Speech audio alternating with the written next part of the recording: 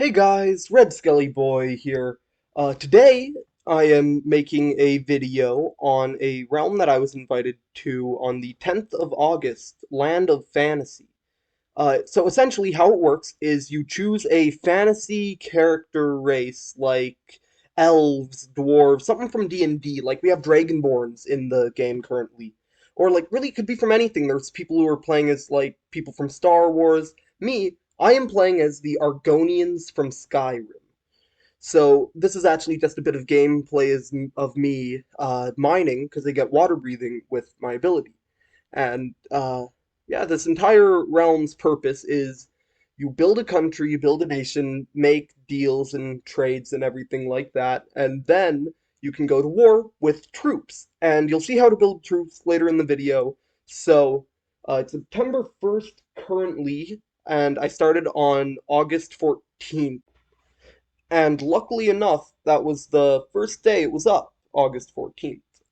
It was supposed to be up August 10th, but, well, some things happened. Anyways, so my nation was one of the first ones built, and I'm rambling here, so I'm just going to get straight into it. How this video is going to essentially work, it's a bunch of clips that I took while playing, while things happened, and I'm just going to sort of like voice over what's going on in the clips type thing. I do stream this on Twitch, but it's very poor quality, very low quality, so if this is something you're interested in, check it out there. It is the same name as YouTube, Red Skelly Boy. And yeah, enjoy the video.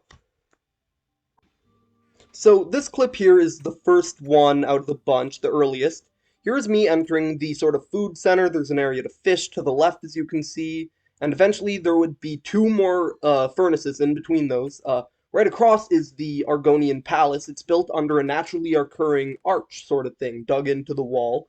I saw that in the swamp in like the middle of one, and I just like knew that's where I had to be. There was even a mangrove biome that was like thousands of blocks large that separated two deserts from each other that I could have set up in, but I decided, nah, typical swamp's better. Plus, there's another group that are playing as hive mind vampires in the Dark Oak Forest just south, as well as beastmen, dwarves. It just made more sense, honestly. So here you actually see me preparing troops. That iron's going to go towards making troops, and as a downside, I get water breathing, but also have to only eat fish when I'm using troops. And oh yeah, sheep spawned here. Funny thing, that became the farmers' embassy. Yeah, and the farmers were these people who joined but didn't want to set up a nation. And in the second part of this next clip here, you'll actually see them. So in this clip, I'm building the tower, and the quote-unquote god of the world joins. His name in game you'll see soon. But I refer to him as Joel because I knew him when he had a different gamer tag. Anyways, yeah, he shows up after I cut down this tree, and someone else also shows up, which is a member of the Farmers Union, which, like I said, sets up an embassy here, and goes on to grow a lot of farms. Like, you might have seen in the corner of the previous clip a farm just to, like, the right of the main road. Yeah, they expand that, they build a whole bunch of new farms. I actually have clips of that, too. And this was the first sort of lore thing that I got recorded. Everything else that was lore up until this point, I had either missed the recording, and you can see the farm in the background. Not what I'm talking about. Yeah, oh, yeah, you can even see the god there too, just flying around. Anyways, the farmers came and they really helped out the village, and we had a deal. They get land in Argonia, and I get farm.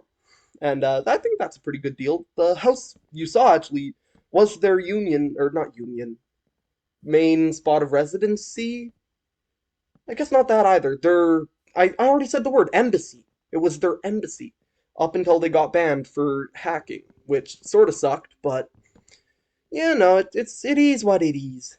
And plus, they were the only ones not being a nation, so it was sort of like they were taking up room on the server, but not quite adding to the history and the lore. And yeah, anyways, so yeah, right about here is when the first farmer shows up. He says that they were co-leaders, but it doesn't quite seem like it based on the way they acted around each other. He definitely seemed more like the follower. Yeah, this point here, day 2 or 3, was sort of a wake-up call to me when the farmers arrived. I realized people could be pulling up to the shore at any time. and the only warning I would have is that Hindenburg, the main god of the server, would show up. Not to mention, like literally the day before, I had a lore event, which I really wish I got a clip of a NPC fish people telling me that the most advanced nation at the time, run by a guy named Nectar, another Canadian guy, which is sort of odd that the two Canadians on the server were going to war. Or I guess not two, there's more than two. Anyways, it doesn't matter. So I was told essentially to get prepared to get absolutely ass raped by this guy. Like, it was no joke. Apparently, he was told by a sort of known lore-based nation in this one, Oblivion, and I guess not really known. It's known among the guys who play because Oblivion's been in a bunch of other mini games, but it's usually not an NPC nation like it is in this one. So, anyways, I was taking this very seriously, so I immediately got to building troops, which you can see me doing here. It actually took me 2 clips to just record myself making all the armor. And essentially, how the troop combat works is when you go to war, you carry troops, and it's like troops are marching. And if other troops or people who have other kingdoms see you and would stop you, they do, and a battle could potentially ensue. And so yeah, that's essentially how the system works. If you die in your suit of armor, you respawn right near the boxes, get all your stuff back equipped, and you run back out. It's like having full-based army battles, like fully just military battles, but like you don't need to have crazy mods or anything, or have like it able to map, oh, these number of bots that are all doing this. It's like, no, you're your own soldiers playing and stabbing and shit. So, yeah, that's about all I have to say for the troop building process. I guess I sort of went pretty fast. Oh, the wall's still there! Oh, that's not... Oh, yeah, you guys might see it in a future clip that'll be shown in this video, but that wall that the stairs are on, that isn't there in current day, and the tower is even in a different place, too. Wow. I'm sorry, I'm watching these clips for the first time here, and I'm just looking at them thinking so much in just those few weeks have changed. Because this was like day 2, day 3, the farmers are just settling into their embassy across the way there. And I'm just trying to get all the armor built before whatever happens. Funny thing is, I got all this armor built way too early. By the time I was marching troops at the guy to go and like get shit started, it was literally day 2. Day 2 I had the troops and I had marched on them and built a war base. Or day 3. One of the days. And, yeah. Not really much else to say about this, because there's not much else about troops. I guess I could say the specific, like, ways troops can be converted to other armors, like... You know, yeah, I will. Why not? Why not? It's important. Anyways, so, one set of iron armor can get you 2 gold, 3 chain, and it's 4, no, 5, not 4, 5 leather. Either or, one or the other, and you can have any of that be armor for troops. I personally go for mostly iron and chain because it's just better to have, like, stronger troops and shit like that. So, that's all I have to say about the troop system in this game. Alright, and as soon as I got the troops built, I realized I should probably get to just advancing normal survival Minecraft. So I built another portal, cleaned it up a little bit. I cut that part out because it's boring. I told the farmers almost immediately. They were both over there just doing their thing, farming. You might actually see the farm they have set up right now, which has actually become very useful for trading. Sure, I can't use it with my troops, but hey, yeah, right there. The leader of the farmer, Burnt Pie's working on it. And I think this is the first clip where you see him, actually. Yeah, and I'm telling him about the nether portal. He actually let me a bucket. He lent me a bucket, let me use his bucket here, which I throw back to him, but he doesn't quite need it, I don't think. I think he made another one. Can't quite remember. But, you know, at least a bucket is still around, because if you see right here, 3, 2, 1... Dreamweaver, dream for the... Oh man, immediately, 2 blocks away, and in lava. It's my favorite part. So yeah, after that death, I bet you're thinking I learned from my mistakes, and you'd be completely wrong. I run straight back into the nether, almost immediately. And well, I'm just gonna shut my mouth and let you sort of watch how this one unfolds. See, Lime Raccoon, one of the farmers, he's still in the nether. Burnt Pie, he went in, checked some shit out, hopped off. Now, something you should note, the farmers, seeing how there aren't nations, they don't quite get buffs, debuffs, and can't quite make troops to fight. But, as a boon, they do get a really heavily enchanted netherite hoe, with like fortune for like wheat and anything else you can use fortune on, which I guess with the hoe it's wheat and beetroots, huh? Anyways, so he has it on him currently. And I hear him start saying run here because of, I guess, a lot of magma creams. I didn't quite see it, as you can see.